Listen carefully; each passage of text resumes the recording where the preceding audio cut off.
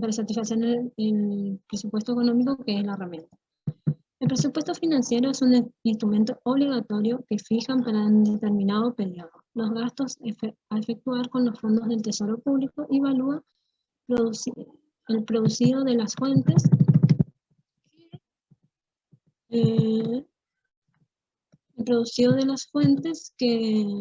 de los recursos con los que aquellos han desencubierto. Tiene un contenido jurídico normativo en cuanto determinan los montos máximos y mínimos y los conceptos por los cuales han de gastar en la hacienda pública. Es un programa que se dirige a la actividad del gobierno en materia de gastos y recursos. El presupuesto financiero del Estado tiene una vigencia anual que está relada por el artículo 75 del inciso 8 de la Constitución Nacional. Son instrumentos cuantitativos que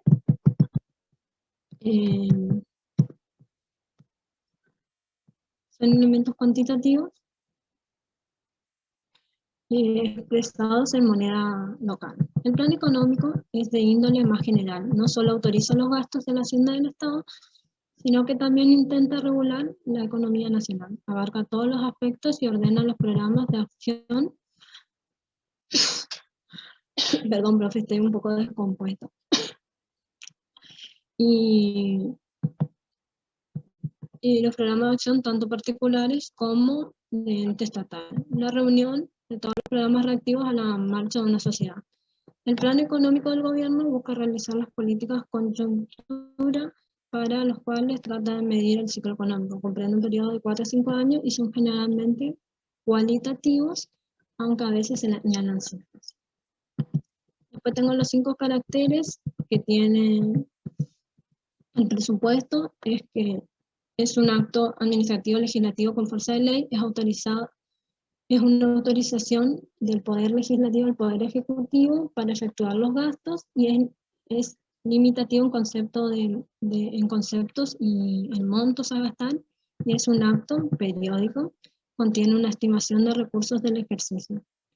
Y en caso de que no se apruebe el presupuesto, se aplica una prórroga automática del año anterior con las modificaciones que sean necesarias. Su Cámara de Origen es la de Diputados, y el Poder Ejecutivo tiene hasta el 15 de septiembre para presentar el proyecto ante el Poder Legislativo. Tiene 9 reglas clásicas que son: la primera es la de generalidad, el principio de la universalidad, que incluye que en un solo cuadro todos los gastos a realizar y todos los recursos a percibir por el Estado en un ejercicio financiero sin compensaciones entre sí. Tiene el principio de unidad, que es que todos los gastos públicos deben estar insertos en un presupuesto y no deben haber afectaciones de recursos especiales determinadas a erogaciones. Hay excepciones, que es la afectación de recursos especiales a gastos determinados por los presupuestos anexos de empresas públicas, industriales, comerciales y financieras, comparación de gastos y recursos, presupuestos extraordinarios, entidades descentralizadas y financiación de los gastos de inversión.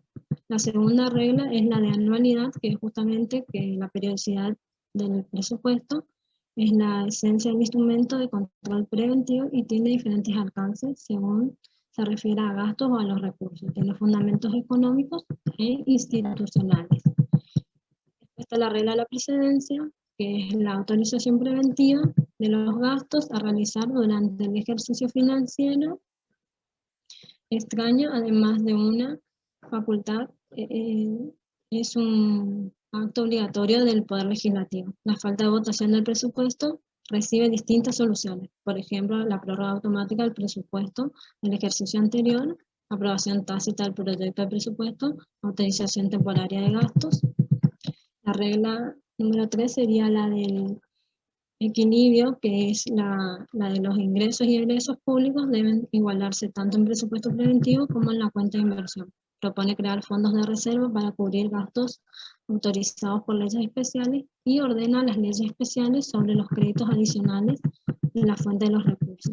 La regla de la exactitud es la otra, que hace referencia al requerimiento de la veracidad y la estimación de recursos y gastos debe ser lo más cercano a la realidad. La regla de la especificación es la clasificación y asignación específica Está de bien, las Gala. partidas. ¿Mm? Está bien, digamos. Me suena mucho la diapositiva, no, como lo decís, pero déjalo ahí, vamos a hacer. Hablamos nuevamente, para salir de tu tema, del principio de generalidad, o la regla en realidad Sí. de la generalidad que tiene dos principios. ¿Cuál sería, digamos, el concepto básico de esta regla que une estos dos principios? ¿Qué busca con esta regla? Esta regla tiene dos principios que son el principio de la universalidad y el principio de la unidad. El Sí, principio de la universidad es que incluye en un solo cuadro todos los gastos a realizar y todos los recursos a percibir por el Estado en un ejercicio financiero sin compensaciones entre sí.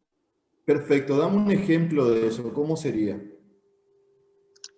Eh, Está perfecto lo que decís. En un solo cuadro todos los recursos y en otro cuadro todos los gastos sin compensaciones entre sí. Dame un ejemplo de eso, de cómo sería, cómo yo tendría que exponer todos los recursos en un cuadro y todos los gastos en otro cuadro sin compensar un recurso con un gasto o un gasto con un recurso. eh, Eso sería un ejemplo de cómo se exponen los cuadros, ¿quieres? Sí, o sea, dame un ejemplo de un recurso que no esté compensado o de un gasto que no esté compensado, porque eso es lo que me pide este principio. Sí, sí. Y por eso habla de Y, universalidad, ¿sí? De totalidad.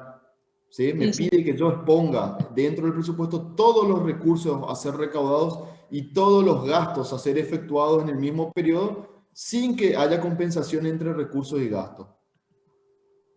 Sí.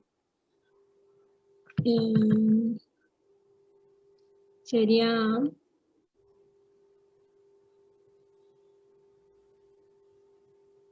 sería cuando, por ejemplo, el ejemplo que usted había dado, que cuando se compra una camioneta y se entrega otra, Podría ser esa una. que, ¿eh? Podría ser, pero comentame vos, explícame vos. Que la compra es el gasto y la venta es el ingreso sin compensarse entre sí. ¿Y cómo sería eso? ¿Cómo yo tengo que exponer cada uno y cómo sería compensado o que no esté compensado? Porque eso es lo que yo quiero que vos me explique el principio de universalidad que lo acabaste de decir. ¿Sí? Como todas las reglas lo explicaste. Yo ahora te pido Sí. que me expliques con un ejemplo. Y por eso el ejemplo que usted nos había dado era el de comprar una camioneta. Que al comprar una camioneta, por ejemplo, entregamos otra y la compra es el gasto y la venta es el ingreso sin compensarse entre sí. ¿Y cómo sería eso? Que yo no compense entre sí. Perfecto, yo tengo una venta que es un ingreso. Porque no es, porque nosotros al entregar una camioneta y al comprar otra camioneta, arriba, o sea, sería al entregar esa camioneta tenemos que poner algo más arriba. No es que es un cambio directo, sería. Y bueno, pero ¿cómo sería en ese caso? Entonces, ¿cómo yo expongo en los recursos? ¿Cómo expongo en los gastos? ¿Y qué me pide este principio que yo no haga? Eh,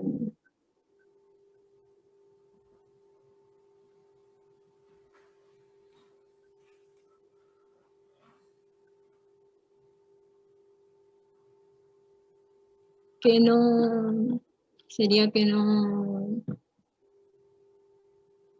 sé cómo decir, eh, sería que no discrimine a qué fue lo que pasó, o sea, que no haga sino que haya justamente ponga todo junto, no, que no discrimine detalladamente sería lo que se hizo. En realidad lo que me pide al principio es que yo detalle todo, ¿sí? Y que no compense entre sí. Claro, o sea que, Pero quiero que vos me expliques, porque ahí está el secreto de este principio, ¿sí? ajá, Que es la regla de la generalidad, que me pide que yo exponga en un cuadro todos los recursos y gastos sin compensaciones entre sí, y también en el caso del principio de unidad, sin afectación específica de un recurso hacia un gasto determinado. Eso es lo que es la regla en general. Yo sí, te pido sí. que me des un ejemplo. de eso. ¿Entendés? Puede ser la compra y venta de compra y reemplazo. Y en el Sería un principio de mercado. unidad, por ejemplo, puede ser el incentivo docente. O Sí. sea, que No, pero estamos todavía en el principio de universalidad. Que yo quiero que me explique el principio en sí. ¿Entendés? Está bien, el ejemplo de la camioneta podría ser un ejemplo, ajá. pero que quiero que me explique qué me pide el principio. Entonces, ¿Qué el no sé lo tengo que hacer yo? ¿Qué no tengo que hacer que yo? tendría que en un solo cuadro exponer justamente todos los gastos y todos los recursos que percibe el Estado en el ejercicio financiero, sin importar si estas tienen, si existen las compensaciones entre sí. No, no, no es sin importar, sin compensaciones entre sí. Me dice que no tengo que compensar. No es que Claro, no o me sea tiene que que no. importar. ¿Sí? Bueno, estaría. Yo entonces pongo que compro una camioneta como recurso, como gasto y entrego una camioneta que es una venta como un recurso. Listo. ¿Qué más tengo? ¿Qué más me pide al principio? Uno ya está. Yo puse en cuadros separados tanto el recurso como el gasto. Perfecto. En el ejemplo que vos me diste. Sí, ¿Qué más me pide el principio este? Ya uno ya cumplí. Poner en cuadros separados los recursos y gastos. sí. Y que no sean compensados entre sí, que no es Bueno, necesario ¿cómo que sean. sería eso? ¿Cómo yo voy a compensar un recurso con un gasto? Y sería cuando nosotros ponemos un... Siempre seguimos en el mismo ejemplo de la camioneta, ¿sí?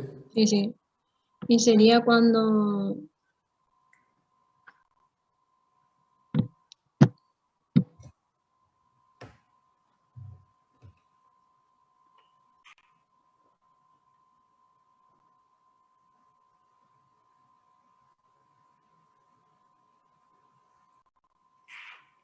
nosotros ponemos lo que ingresó como como bien del Estado y sin compensar en un gasto sería,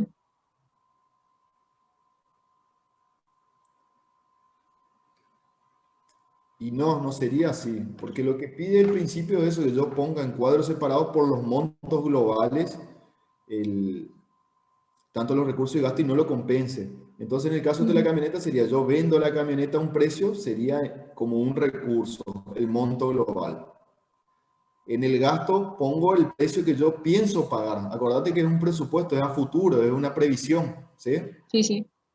Y también preveo, obviamente, la plata que voy a pagar arriba de la camioneta. Se entiende que la camioneta, Claro, que el no kilómetro está vale más. compensado por eso. O sea, nosotros cuando compramos esa camioneta, nosotros al entregar la otra, nosotros registramos lo que también entregamos una camioneta y lo que también tenemos que poner de más sería para poder adquirir la nueva camioneta. Está perfecto. Eso puede ser, se pone como un gasto. Y en este caso, como puedo poner como banco o como caja, Ujú, ¿sí? Porque es dinero que tengo que salir.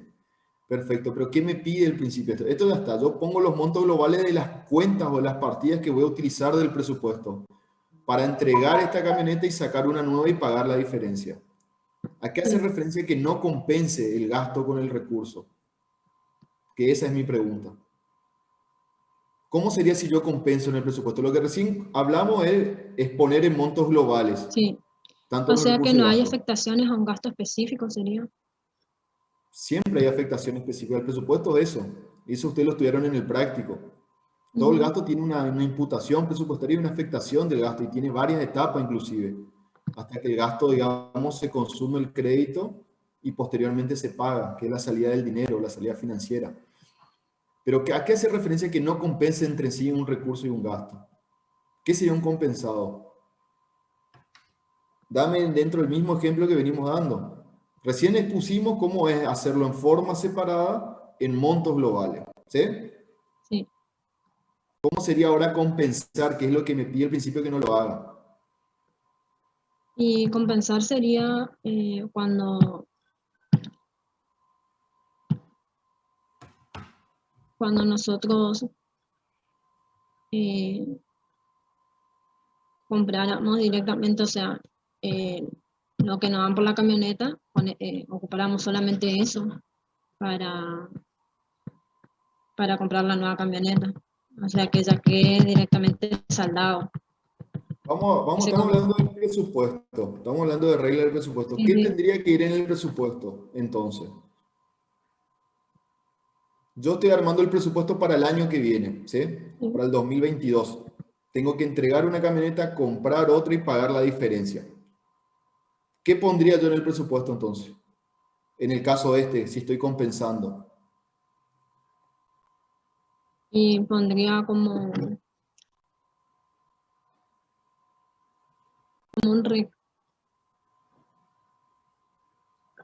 pondría lo que ingresó, la parte que ingresó, que vale la camioneta que usted entregó. No sería así.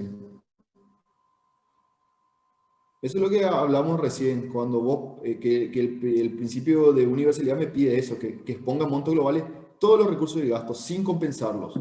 Entonces yo pongo la venta de la camioneta por un lado, la compra por otro lado y la salida o la diferencia en dinero por otro lado. Y lo pongo todo dentro del presupuesto, en montos globales.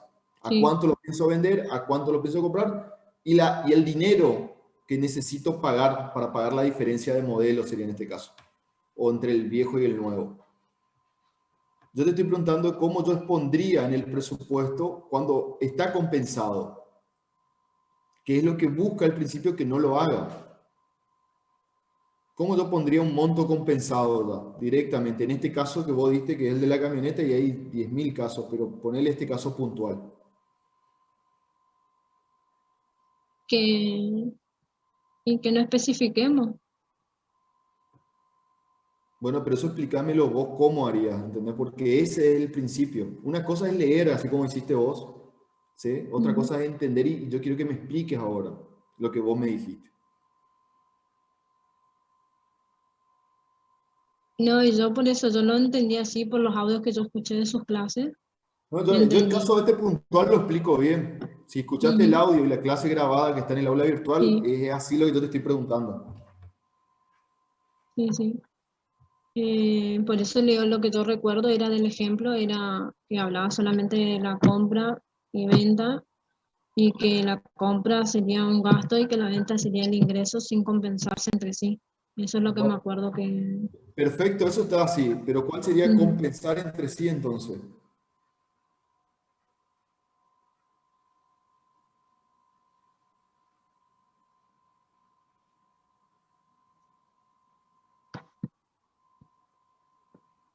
No. Acordate que este tema elegiste vos, digamos, ¿eh? Sí, sí. Lo tenés que explicar así, ¿entendés?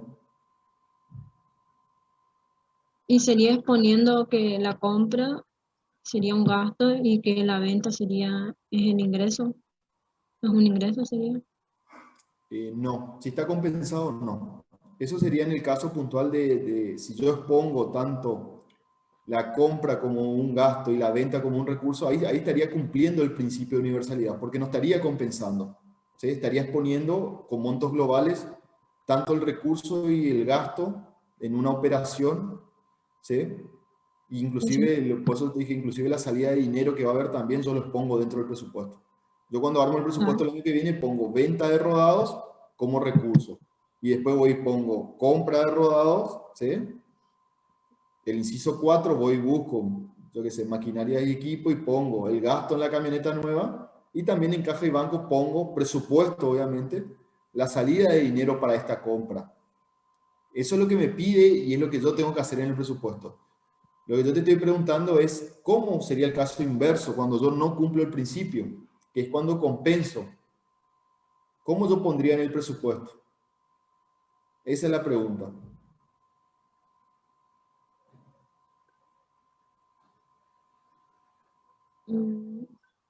Y si vos escuchaste la clase, yo explico cómo. Sí, pero no recuerdo, profesor. Porque lo que yo anoté a mi apunte fue solamente el ejemplo de ese, como también los ejemplos que usted dio sobre el tema. Bueno, presentate la próxima, yo te explico. Cuando vos pones o compensás es cuando pones el monto neto, no los montos globales. ¿Qué significa en este caso? Yo, para el presupuesto del año que viene, directamente pongo la diferencia como un gasto, sería en este caso. Yo no pongo la venta de la camioneta como un recurso, ni la compra de la nueva camioneta como un gasto. Pongo la diferencia entre los dos, ¿sí? Sí, sí. Directamente como un gasto. Entonces ya compenso. Eso es compensar, ¿sí? Yo si tengo que comprar la camioneta a 1.000.000 de pesos y la que yo entrego vale 500.000 pesos, lo que me pide la ley y esta regla es que yo no compense y que exponga el monto global. Entonces yo voy a tener una venta o un recurso por 500.000 y un gasto por 1.000.000, por decirlo así. Ajá. Y la diferencia de los 500.000 yo lo pongo como caja y banco, digamos, para pagarlo, ¿sí? Cuando yo Sí, compenso, sí. yo lo que hago directamente, no expongo el recurso ni el gasto, no pongo ni los 500.000 que entran ni los 1.000.000 que sale, pongo la diferencia, pongo 500.000 en caja y banco que tengo que pagar solamente, ¿sí? Lo que busca este principio es que exponga una situación real, una universalidad o todos los recursos y gastos que yo voy a tener en un periodo, sin que compense entre sí, porque ahí se pierde parte de la información presupuestaria, ¿sí? Porque si yo Sí, compenso, yo no sé qué vendí ni qué compré, solamente sé cuánta plata salió, ¿sí? Que es la diferencia. Y eso es lo que busca desde el principio, ¿sí? Para el ajá. legislador o el ciudadano, cualquiera que agarre el presupuesto, entienda que hubo una compra y venta de una camioneta, ¿sí? Y si yo no lo expongo así, queda como que salió nomás la plata, ¿sí? Como que hubo una salida financiera, que no se sabe de qué operación salió, ¿sí? Sí, sí. Y para la próxima también, cuando elegís una unidad y estudias, estudiarlo con criterio. A mí que venga y leas o me digas como dice la diapositiva o como dice, no, no me sirve. Por eso yo generalmente cuando damos la clase, cuál es el teórico en el práctico, siempre se le explica, siempre se le da muchos ejemplos, ¿sí? Porque Sí, si vos sí. no entendés cómo se puede aplicar esto en la práctica o cómo se puede aplicar en la confección de un presupuesto o cómo se aplican las reglas, no tiene mucha validez porque terminó la mesa y vos te olvidaste todo esto, ¿sí? Si no entendés Sí. bien cada concepto. Bueno, ¿Está? profe. Bueno, Sí, dale. sí. Nos vemos el próximo llamado. Bueno. Sigue Barrientos Marisa, Tatiana. Acá.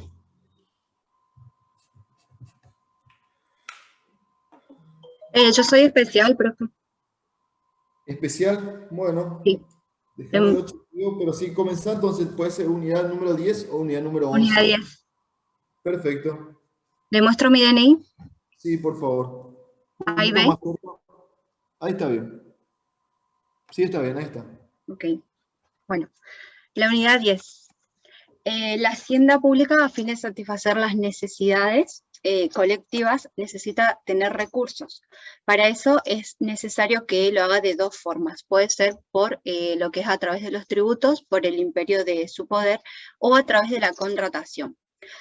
Un contrato administrativo es aquel que se celebra por las voluntades de las partes, en el cual una parte va a ser el Estado en ejercicio de sus funciones y la otra parte puede ser un particular o un administrado o un órgano administrativo.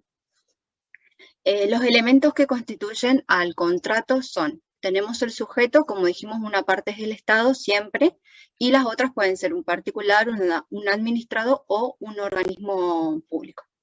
Los que no pueden contratar son aquellos que se encuentran deudores del Estado, los que son condenados o aquellos que están en concurso o quiebras. También tenemos otro elemento que es el objeto, que debe ser cierto, determinado, lícito y posible, el cual consiste en una contraprestación que es una obligación que surge del mismo contrato, el cual puede ser de dar, de hacer o de no hacer. Tenemos además otro elemento que es la causa, que son los acontecimientos o hechos que dan surgimiento a la necesidad de realizar un contrato. Otro elemento también tenemos que es la voluntad y el consentimiento, el cual se puede manifestar a través de lo que es la simple aceptación por parte del administrado en lo que es el pliego de condiciones, o bien a través de la libre discusión entre el Estado y la contraparte. Otro elemento también es la capacidad o consentimiento, que es la aptitud para adquirir derechos y contraer obligaciones. El contrato puede clasificarse según su incidencia financiera o según su incidencia patrimonial. Según su incidencia financiera, puede clasificarse a la vez según requieran gastos financieros, que pueden ser suministros, obras públicas o locaciones de inmuebles. También tenemos, según su incidencia, generen recursos, que son entradas de dinero, que pueden ser compra o locación de bienes fiscales. Otra clasificación que tenemos también es según sean mixtos, que pueden ser entradas y salidas a la vez de dinero, como los contratos de empréstitos. Aquellos también que no son con iniciativa, que no tienen incidencia en dinero, como la permuta. Según su clasificación patrimonial o según su incidencia patrimonial, pueden ser aquellos que modifiquen el patrimonio neto, que lo aumenten, como por ejemplo una venta de un bien susceptible de apreciación estatal, o también pueden ser aquellos que no modifiquen el patrimonio, que lo mantienen constante, que es un contrato de empréstito. Después tenemos que las personas que son capaces de contratar son el presidente y el jefe de gabinete, el cual tienen dos limitaciones. Una limitación está impuesta por lo que es que ellos dos deben, en la parte de la contratación, someterse al control parlamentario, tanto preventivo, concomitante y crítica. Y la otra es que los dos no pueden llegar a contratar con libre albedrío. Tenemos que también a esto se refiere lo que es el contrato, que son las formas de contratar son a través de la licitación, el concurso de títulos y méritos y antecedentes, tenemos la contratación directa, los remates públicos, también tenemos lo que es por las normas que se ejercen en las instituciones financieras, que son las que van a financiar justamente lo que es la licitación, por iniciativa privada y fondo fijo. Ahora vamos con los procedimientos de la contratación, que por regla general tenemos a la licitación. La licitación es el contrato por el medio del cual un organismo que es estatal, llamado organismo licitante, se encarga de realizar lo que es la contratación de manera segura y responsable para poder hallar a un responsable o a un contratante para que pueda realizar lo que es una licitación de una obra, un servicio o un producto. La licitación tiene varios pasos. El primer paso es la aprobación del proyecto, en el cual el oferente debe presentar un proyecto en el cual debe determinar cuáles van a ser los recursos que se van a asignar a cada partida. En caso de no contar con el saldo inicial, igualmente debe asegurar en un lapso de tiempo que ese contrato se va a poder llegar a cumplir. Después tenemos el segundo paso, que es el pliego de las condiciones, que son las cláusulas, las cuales son las que determina la administración central, en las cuales se va a determinar cuál va a ser el objeto que se va a licitar, cuáles van a ser los trámites que se van a seguir y las condiciones que deben cumplir. Estos pueden ser condiciones generales o condiciones particulares. Las condiciones generales son aquellas en las cuales se establecen condiciones generales para todas las licitaciones en general. Y el contrato que tenemos en particular, las condiciones en particular, son aquellas que se establecen particularidades a cada contrato de licitación, de acuerdo al objeto que se va a licitar. Después tenemos la tercera etapa, que es el llamado a la licitación. El llamado a la licitación corresponde en lo que es una publicación en el boletín oficial por un día y en los periódicos de mayor circulación, en la cual deben constatar, debe ser con 5 días de anticipación previos a lo que es la presentación de la oferta, y en caso de que sea del exterior deben ser 10 días y en caso de urgencia de 3 y 5 días. Lo que es el llamado a la licitación debe tener el nombre del organismo licitante, debe tener también el objeto que se va a licitar, debe tener el lugar de presentación de la oferta, también el lugar donde pueden ir a retirar lo que es el pliego de condiciones, y la fecha y hora que se van a abrir los sobres. Después, el cuarto paso es la presentación de la oferta. En la presentación de la oferta tenemos, una vez que se hayan determinado todas las partes técnicas y se dé a lo que es la aprobación de la presentación de los planos y programas, se debe presentar una oferta. Para poder presentar la oferta, los ofertistas, justamente los que van a ser licitados, deben estar inscritos en el registro público de proveedores. Después, esta inscripción se refiere a que deben tener una triple solvencia, una solvencia técnica, una solvencia financiera y una solvencia moral. La solvencia técnica se refiere a la capacidad que tiene la empresa para poder llevar a cabo, que son las aptitudes y la capacidad técnica justamente, para poder llevar a cabo la licitación. La financiera se refiere a que la empresa o el ofertante debe tener el saldo en dinero disponible en caso de que el Estado se atrase en los pagos. Y lo que es la solvencia moral consiste en un antecedente o historial que ha cumplido con contratos anteriores. El quinto paso es el acto, donde se labra el acta, la presentación del acta, en donde se va a estar, donde para realizarse esa acta debe consistir, deben asistir lo que es la autoridad máxima de la licitación y el escribano mayor de gobierno.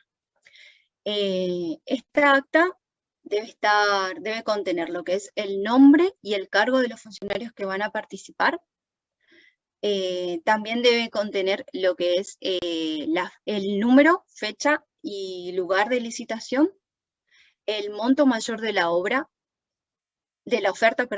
el número de la oferta, número de orden de la oferta, la constancia de inscripción de todos los oferentes del registro público de proveedores.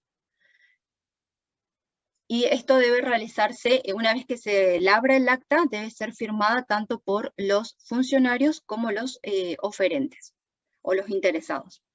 En este caso también deben ser por escrito, deben estar debidamente rubricadas y foliadas. Cualquier enmienda, raspadura o cualquier omisión que se realizan deben estar debidamente salvadas. Este es el número 4. El contenido deben presentarse, 2 sobres, el cual el sobre número 1 debe tener lo que es una carta de presentación, la garantía, la cual representa el 1% del monto de la oferta y cuando se adjudica es el 5% del monto de la oferta, que puede ser en dinero, en cheque, puede ser un aval o una fianza bancaria, puede ser una hipoteca de primer grado, un seguro de caución y cualquier otro que establezca en el pliego de condiciones. Después tenemos lo que es, deben mantener por 30 días la oferta una vez que se abren los sobres. También deben contener lo que es una referencia de las entidades bancarias, una referencia comercial de las entidades bancarias. Debe también contener la inscripción en el registro público de proveedores. También deben tener una declaración en la cual indiquen que no son incompatibles para contratar con el Estado y también otra declaración en la cual se van a someter a las jurisdicciones de la provincia. Te hago una pregunta, muy bien hasta acá. Te hago una pregunta, ya estamos en el acto de apertura, ¿sí? De la licitación, sea pública o privada. ¿Qué pasa si no presenta el registro o no tiene el registro de proveedores? No está inscrito en el registro. Vos sabés que cuando se hace la invitación en la licitación privada o si es una licitación pública, lo que se pide es que los oferentes que van a presentar una oferta estén inscritos en el rubro del cual se requiere la provisión de bienes y servicios, ¿sí? Si yo soy un proveedor y no estoy inscrito en el registro de proveedores, ¿puedo presentar una oferta? Sí, debe tener una constancia de que ha iniciado el trámite. Perfecto, es eso, exactamente. Te hago otra pregunta. Posterior al acta de apertura, donde participa el escribano mayor de gobierno, la autoridad competente, el oferente, demás, es un acto público, ¿sí? En algunos casos inclusive se televisa. Eso después pasa a una comisión de preadjudicación que es la que va a analizar técnicamente la oferta, ¿sí? Y en este caso, el decreto ley 2643 habla de la comisión de preadjudicación. Contame vos cómo está confeccionada o designada esta comisión de preadjudicación. Una vez que se realiza la preadjudicación, que significa que deben estar, o sea, se va a elegir a qué oferente se va a adjudicar y pueden estar sujetos a impugnaciones. Esta preadjudicación se realiza a través de una comisión preadjudicadora y puede ser también una comisión asesora, que la comisión asesora es aquella que está compuesta por técnicos y especialistas de acuerdo al rubro que se va a licitar. Deben estar compuestas por 3 integrantes y deben realizar cuadros comparativos, las cuales van a llegar a resolver si esas impugnaciones que han hecho son válidas o bien si corresponde darle la licitación a ese adjudicado.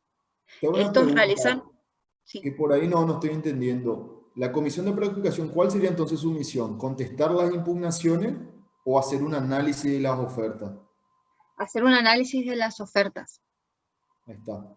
Puede ser impugnado o no. Puede ser, no. sí. Vos sabés que tanto el acto de apertura como inclusive el acta de preadjudicación pueden ser impugnadas. Hay un tiempo establecido para impugnar. Si yo soy un oferente y creo que hubo algo ilegal o algo contrario a las normas o algo que favoreció a alguno de los oferentes, yo tengo un plazo para observar. ¿Qué requisitos se requiere para observar? O yo directamente presento la observación, si soy un oferente. De haber participado de la licitación. Sí, ¿y qué más? Estar inscrito en el registro público de proveedores o tener la constancia de trámite. No tanto eso, porque si yo puedo presentar una oferta y me aceptan la oferta y abren en un acto de apertura, que es un acto formal, público, y me toman la oferta, porque el acta dice eso, sobre uno, proveedor tal, sobre dos, y lo que se deja en manifiesto que hay dentro de los sobres que son la oferta, que después la comisión va a examinar, esta comisión de técnicos o de asesores.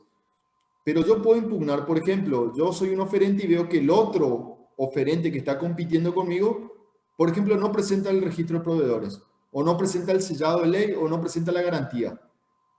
¿Sí? Entonces yo, como estoy compitiendo, a mí la reglamentación me da la opción de observar, de decir abiertamente que mi competencia o mi competidor no cumple los requisitos mínimos que debe tener.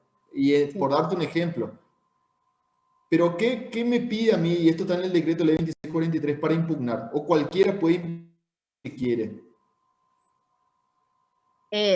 Que se pueda ver en detrimento al mismo oferente, o sea, que pueda llegar a ser perjudicado por esa adjudicación. No, obviamente que yo en mi impugnación voy a plantear algo de eso, ¿no? O sea, yo no impugno porque, o sea, cuestiones propias o cuestiones que yo creo que, no, son cuestiones bien formales. Porque cuando se arma la licitación y se invita o se hace por medios públicos, yo voy y compro el pliego. Y como vos explicaste en el pliego, hay bases de condiciones generales que son para todas las licitaciones. Sí. Que ahí me está explicando esto, que hay un acto de apertura, que hay una comisión de preadjudicación, que la adjudicación, que la garantía, que el sobre uno, que el sobre dos. Me explica la oferta.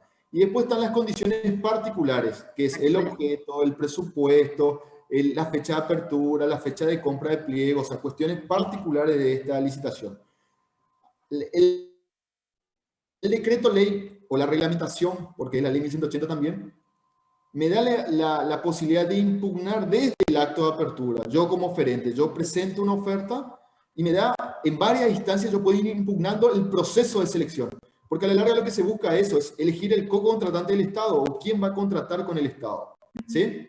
O con quién se va a firmar un contrato de suministro, un contrato de obra pública o lo que fuera. ¿Sí? Y me habla de dos tipos de impugnaciones. Uno en el acto de apertura, que es lo que yo te comenté hoy, y otro en el acta de preadjudicación. Pero me pide un requerimiento y lo que busca el decreto ley o la legislación es que no cualquiera impugne lo que quiera. Claro, Porque que sea sobre las cláusulas particulares del contrato. vuelvo a lo mismo, no, puede ser sobre las cláusulas generales también, ¿sí? Pero lo que quiero decir es, ¿qué requisito me pone para impugnar? Yo quiero impugnar, yo soy un oferente, presenté la oferta, me fui al acta de apertura y yo vi algo que puedo impugnar, ¿sí? Ya sea generales, particulares o del proceso mismo, ¿sí? Yo vi que una connivencia entre el escribano y el oferente, que Ajá, mi sobre ni abrió y abrió el de él, o sea, cosas así que pasan en realidad, ¿sí? sí. Pero ¿qué me pide el decreto ley para que yo pueda impugnar? Me pide un requisito y eso es lo que te estoy preguntando.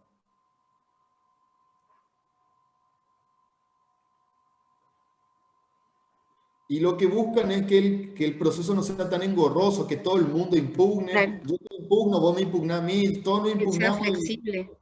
claro, ¿no? Y estamos 2 años para comprar una resma de papel. ¿Sí? Tenemos que comprar una resma de papel y estamos 2 años impugnándonos entre todos los oferentes, entre el organismo licitante, todo. Yo te impugno esto, vos me impugnás lo otro y no termina nunca el proceso. ¿Qué busca y qué plazo da? Porque da un plazo también para impugnar. El plazo es de un día, una vez que se ha hecho la adjudicación, eh, En realidad hasta el quinto día se puede impugnar. sí, Eso dice desde la resolución son 5 días. No recuerdo cuáles eran los requisitos. Yo te pregunto, vuelvo porque sos especial y esto está dentro del decreto ley, digamos, que son la parte de observaciones, dice el decreto ley, ¿sí? Que habla de las impugnaciones de los actos. Y en este caso hay 2 actos que se pueden impugnar. Se puede impugnar el acta de apertura y se puede impugnar el dictamen de la comisión de preadjudicación, que son este grupo de asesores que van a establecer un dictamen y vos puedes decir que no estás de acuerdo, porque ellos van a sugerir a quién adjudicar. Sí, vos decís, no, yo creo que yo gané. Algo así se llama impugnación. Por esto y por lo otro. Técnicamente hablando, obviamente. El requisito específico que le piden no recuerdo.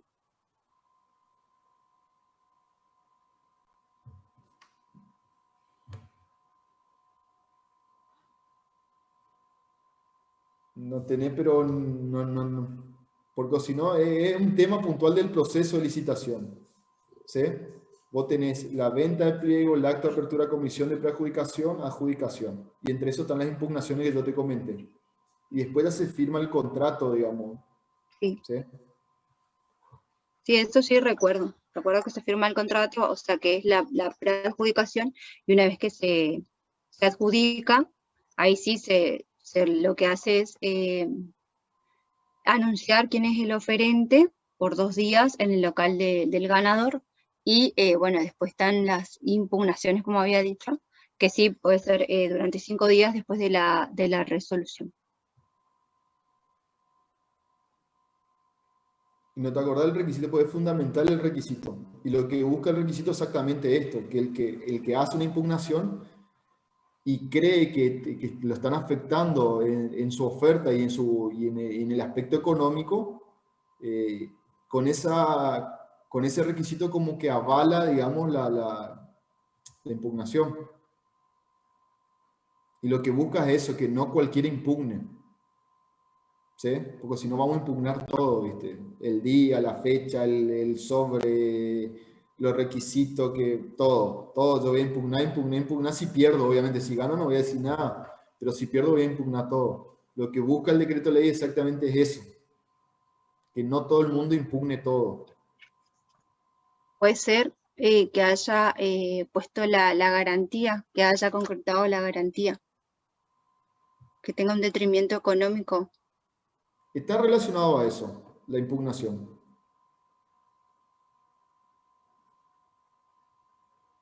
¿Qué yo tengo que hacer cuando impugno?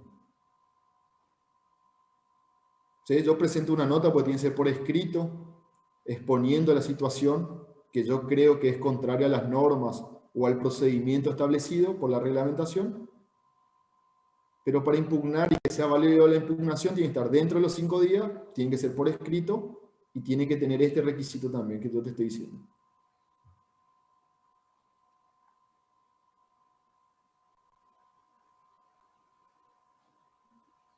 recuerdo el requisito específico. Después lo otro sí, pero ese requisito no recuerdo.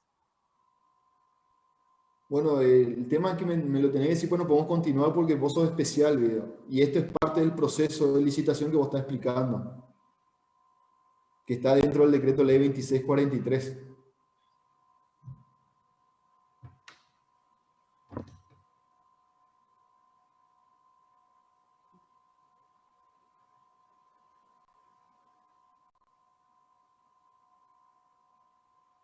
No lo recuerdo, profe, el requisito. Bueno, lo que haces es presentarte el otro llamado. El requisito es que debe aportar o debe pagar el 1% del valor de la licitación, como la garantía de Ah, eso había mantenimiento. dicho yo de la garantía, sí. Que debe presentar, o sea, el 1% y cuando se No, adjudica el 5%. pero esto es aparte, eso es la garantía de mantenimiento de oferta. Eso es otra cosa, es un requisito que está dentro del pliego. Cuando impugnas, debe pagar el 1% también, pero como derecho a impugnación. ¿Sí? Lo que busca el decreto ley es que la persona que va a presentar una impugnación no presente, digamos, al azar, porque tiene un costo para él. ¿Sí? Si yo tengo que pagar el 1% del valor de la licitación para impugnar, voy a pensar bien la impugnación y voy a estar y decir, no, el derecho que yo estoy reclamando es cierto y lo presento. Y lo que busca es eso, digamos. ¿Sí? Por eso yo te decía hoy, que tiene como un gasto o tiene un aspecto económico por eso. Porque lo que busca es que no todo el mundo impugne, porque si no todo el mundo va a impugnar, yo te impugno, vos me impugnás a mí, yo te vuelvo a impugnar a vos y así no termina nunca. Entonces, si tiene un efecto económico, se cobra un porcentaje. Lo que se busca es que la persona que impugne, que asuma ese riesgo de la impugnación. Pues puede ser no válida tampoco y pierde el 1%, obviamente, pierde esa plata. ¿Sí?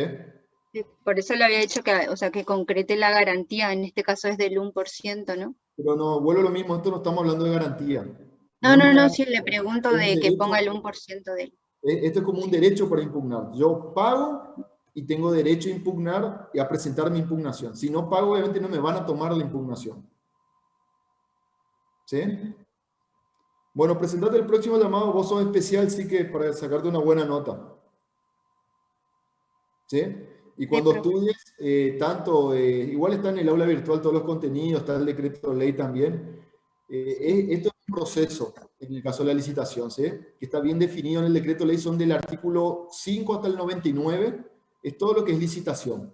Y habla de todas estas etapas, digamos, de todo lo que veníamos hablando, de las notificaciones, de los llamados, del pliego, del acta de apertura, de la comisión de preadjudicación, de la adjudicación, de las impugnaciones, las observaciones, todo el proceso, digamos, es como un cuentito, digamos, es todo un proceso. ¿Sí? Sí. ¿Está? Listo. Vamos ahora a Cabello Alan Armando. Sí, les muestro mi DNI. Sí, Cabello. Perfecto. Estoy como especial también. Sí, dale, Me Cabello. presento con la unidad 10 del Bueno, sistema de contrataciones del Estado. perfecto, dale. Em, el Estado, para poder satisfacer justamente las necesidades colectivas, se debe valer de ciertos medios económicos, los cuales pueden obtenerse a través de dos vías: a través de los tributos, gracias al poder de imperio del Estado, y a través de la vía contractual, que es la celebración de contratos administrativos. Según el autor Marienhof, el contrato administrativo es el acuerdo de voluntades generador de obligaciones que se celebra entre un órgano del Estado en ejercicio de sus funciones administrativas con otro órgano administrativo, otro órgano del Estado, un particular o un administrado. Los contratos administrativos pueden clasificarse en dos grandes grupos, según la incidencia financiera y según la incidencia patrimonial. Según la incidencia financiera, pueden a su vez subdividirse en contratos que deriven en gastos. Contratos que deriven en gastos, es decir, que originen salidas de dinero, como por ejemplo un contrato de locación de inmuebles o el contrato de obra pública. contratos también que originen entradas de dinero, como por ejemplo la venta de bienes que están en posesión del Estado. Contratos mixtos, es decir, aquellos que originen una entrada y también una salida de dinero, como los contratos de empréstitos, y los contratos en los cuales no interviene el dinero, como por ejemplo la permuta. Y los contratos de incidencia patrimonial pueden dividirse en contratos que modifiquen el patrimonio y aquellos que no lo modifican. Los contratos que modifican o derivan en aumentos del patrimonio, encontramos la venta de terrenos fiscales, por ejemplo, y aquellos que no modifican el patrimonio, el contrato de empréstitos. El sistema de contrataciones del Estado está conformado por el conjunto de normas, reglas y procedimientos mediante los cuales el Estado va a poder adquirir bienes o enajenarlos para poder justamente cumplir con ese fin de satisfacer necesidades públicas. Y este sistema siempre debe cumplir una serie de objetivos. Se busca una serie de objetivos que son la razonabilidad del proyecto y cumplir con el interés público comprometido, la publicidad y la transparencia en todo el proceso, promover la competencia y la concurrencia de los distintos proveedores y contratistas.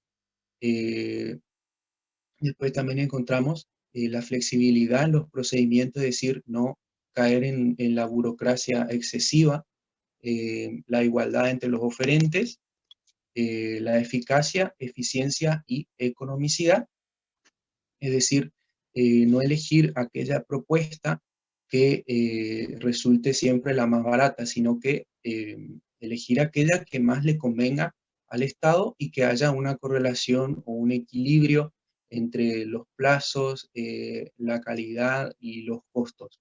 Después también la responsabilidad de aquellos funcionarios que van a contratar y tener como premisa básica elegir la propuesta que más le convenga al Estado. Para poder contratar existen un conjunto de procedimientos, los cuales son la licitación, el concurso de títulos, méritos y antecedentes, la subasta pública o el remate, la contratación directa, el concurso de proyectos y anteproyectos integrales, bueno, por las normas internacionales de las instituciones financieras internacionales, cuando sean estas las que provean de los fondos, la iniciativa privada y el fondo fijo.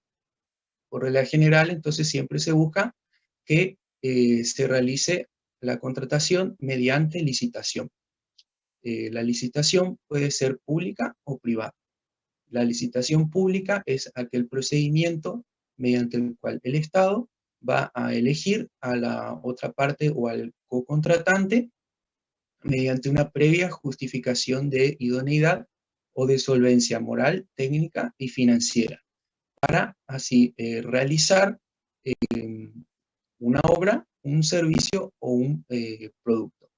La licitación tiene un conjunto de etapas y también un conjunto de solemnidades, los cuales son, primero, bueno, encontramos la autorización presupuestaria, el establecimiento de las bases y condiciones, es decir, el pliego de condiciones generales y particulares en el que se establecen todas aquellas disposiciones generales, en el caso del pliego de condiciones generales, que son comunes a todas las licitaciones, y en el pliego de condiciones particular encontramos las disposiciones específicas que tiene cada licitación en particular. Y se establecen cuáles son los trámites, cuáles son las condiciones que se imponen, cuáles son los trámites a seguir. Después, la etapa que sigue es el llamado a licitación, en el cual a través de la publicación en el boletín oficial o en el diario, en los diarios de mayor circulación, se publica durante un día el llamado a licitación, el nombre del organismo licitante, el objeto, qué es lo que se va a licitar, y el lugar donde se puede conseguir o consultar justamente ese pliego de las condiciones. Se debe publicar durante un día y con anterioridad 5 días previos antes de la presentación de la oferta. Y en el caso de que se contrate en el exterior, el plazo se extienda a 10 días y en el caso de que haya alguna emergencia, el plazo se reduce de 3 a 5 días. Después, la etapa que sigue, bueno, es la presentación de las ofertas. La presentación de las ofertas una vez que ya se confeccionaron todos los planos y se adquirió ese pliego, eh, los que se van a presentar a ofertar tienen que estar inscriptos o tener la constancia de inicio del trámite en el registro público de proveedores, y este registro es el que exige una triple solvencia. La solvencia técnica, es decir, que se cuenten con los conocimientos técnicos para poder contratar o ofertar con el Estado. La solvencia moral, es decir, que tengan un historial de cumplimiento de sus pagos y que también tengan un historial que no sean, no vayan en contra de las buenas costumbres al momento de presentar la oferta, sí, la oferta. Y la solvencia financiera, es decir, tener la capacidad de poder seguir con el proyecto, con la contratación, con la realización, bueno, de la obra, en caso de que el Estado se retrase con los pagos. La presentación de la oferta se realiza por el contenido en 2 sobres, el sobre número 1 y el sobre número 2. El sobre número 1 debe contener la carta de presentación en donde se presenta el oferente, sirve como para dar una primera imagen del oferente, la garantía de la oferta, que va a constituir el 1%, y si se le adjudica la obra, la realización de la obra, la garantía se eleva al 5%. Después encontramos el mantenimiento de la oferta, que es por 30 días desde el acto de apertura. Los sellados de ley. Encontramos también la declaración de no encontrarse en incompatibilidades, la declaración de someterse a la jurisdicción de los tribunales, el pliego de condiciones firmado, y la constancia de inscripción en el registro público y aquellas referencias impositivas o referencias de los bancos comerciales. Generalmente se presenta un solo sobre, porque el sobre número 2 está dentro del sobre número 1, y este segundo sobre, o el sobre número 2, debe contener, va a contener la oferta económica, expresada el monto en letras y números, y debe estar por duplicado, por triplicado, con copias, con las leyendas duplicado y triplicado. Alan, está muy bien. Eh, Decime, ¿cuál sería una cláusula o no una cláusula, cuál sería un motivo para no tomar a la oferta como válida? Que el oferente nos presente qué en el sobre número 1 o el sobre número 2. ¿Cuál sería una situación en el acto de apertura, donde, como habíamos hablado con la compañera en la mesa anterior, donde está el escribano mayor de gobierno, la autoridad competente, los oferentes, todo un acto público? Yo abro los sobres y directamente yo lo declaro como inadmisible la oferta o que no es válida la oferta. ¿Qué no tendría que presentar para la declararlo yo garantía, así? La garantía es uno. ¿Qué otra cosa? el pliego, los sellados de ley, los sellados de ley, porque refiere al impuesto a los sellos. Perfecto, también que no tenga el sellado de ley, que no tenga la garantía del 1%, sería en este caso. ¿Qué otra cosa?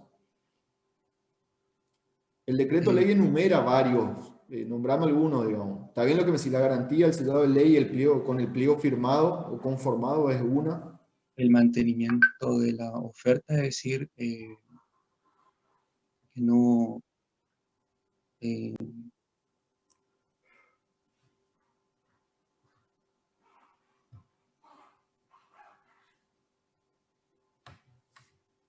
¿Qué otra cosa puede ser? la referencia de los bancos, que no tenga justamente la constancia ¿Qué constancia? de inicio del trámite de Ah, está. inscripción en el registro público. Sí, eso sería una, que no tengan inscripción en el registro Claro. de proveedores, ¿sí? Si bien el decreto ley habla también de excepciones que como que no necesita, pero sí, lo que se pide es o que tenga la inscripción en el registro o en el caso el pedido provisorio, la garantía, el sellado y demás. Muy bien. Vamos, ya que vos rendiste la otra vez este tema, vamos a la unidad número 11 sobre responsabilidades. Háblame de la responsabilidad política. Bueno, la responsabilidad política es aquella en la que incurren o que se le atribuyen a aquellos funcionarios de mayor jerarquía, que tienen alta jerarquía y que poseen fueros parlamentarios o prerrogativas, y que pueden ser destituidas mediante el juicio político. La responsabilidad política, tenemos dos órdenes, que es el orden nacional y el orden provincial. En el orden nacional, quienes pueden ser, bueno, llevados a juicio político son el presidente, el vicepresidente, el jefe de gabinete y los ministros, y los miembros de la Corte Suprema de Justicia. Y en el orden provincial tenemos el gobernador, el vicegobernador y los ministros, el procurador general del Superior Tribunal de Justicia y también los ministros, la Fiscalía de Estado, los fiscales de Estado, la Fiscalía de Investigaciones Administrativas, el defensor del pueblo y el presidente abogado y los vocales contadores públicos del Tribunal de Cuentas. La responsabilidad política es de carácter jurisdiccional. Te hago una pregunta. En el orden provincial, en el caso de quedar suspendido, o sea, llevar a juicio político y ser aprobado con las mayorías necesarias que está en la Constitución, el gobernador, y en el caso de desaforarlo y quedar, digamos, sin fueros, ¿quién asume provisoriamente? El presidente de la legislatura. Suficiente, Alan, muy bien, muy bien. La verdad te tiene una pregunta, ¿no? No muy fácil y muy bien. Bueno, Alan, te pongo como sos especial y la verdad rendiste muy bien, respondiste muy bien a las preguntas que te hice. Tenés distinguido 9. Bueno, profe, gracias.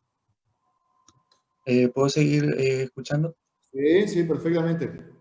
Gracias, profe, hasta luego. Catanzaro, Ítalo, José Domingo. Sí, buenos días, profe. ¿Se escucha?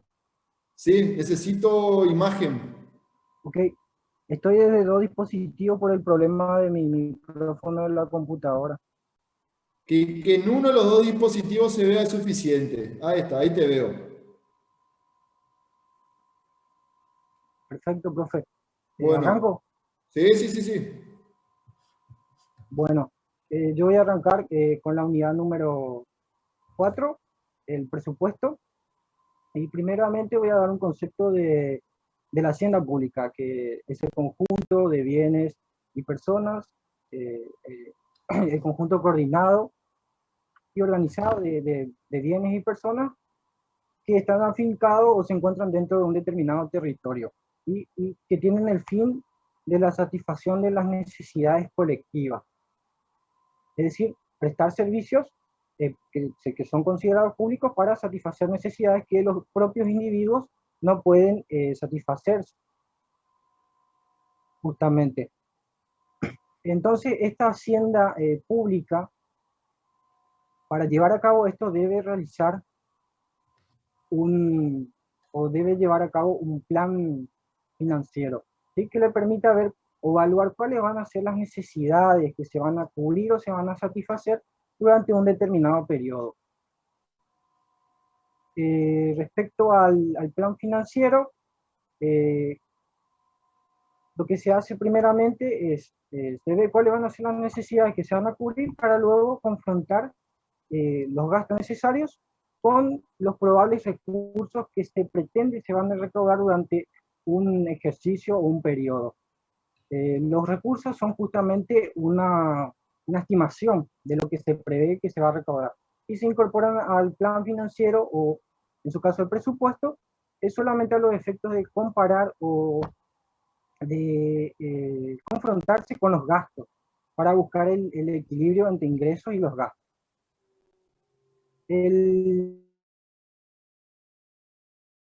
Voy a dar un puesto y luego una definición más profunda con sus caracteres. Bueno, primeramente el presupuesto es un plan preventivo, justamente es un plan porque se corresponde a una planificación de la organización, estructuración de la hacienda del Estado, y es preventivo porque se realiza con anterioridad. Es decir, antes del 31 de diciembre de este año se está confeccionando, elaborando el presupuesto del año siguiente, ¿sí? Que va a comenzar a regir a partir del 1 de enero del año 2022. Entonces, este presupuesto, que es un plan preventivo, ¿qué es lo que busca? Busca prever cuáles van a ser los ingresos que se van a recaudar en un determinado periodo y cuáles van a ser los gastos, es decir, la asignación de esos recursos que son las formas o medios que busca el Estado para financiarse. Y todos estos gastos o recursos se destinan al pago de bienes o de contratación de personas para justamente prestar servicios públicos, que es lo que busca la Hacienda, prestar servicios públicos para satisfacer necesidades de índole colectivo.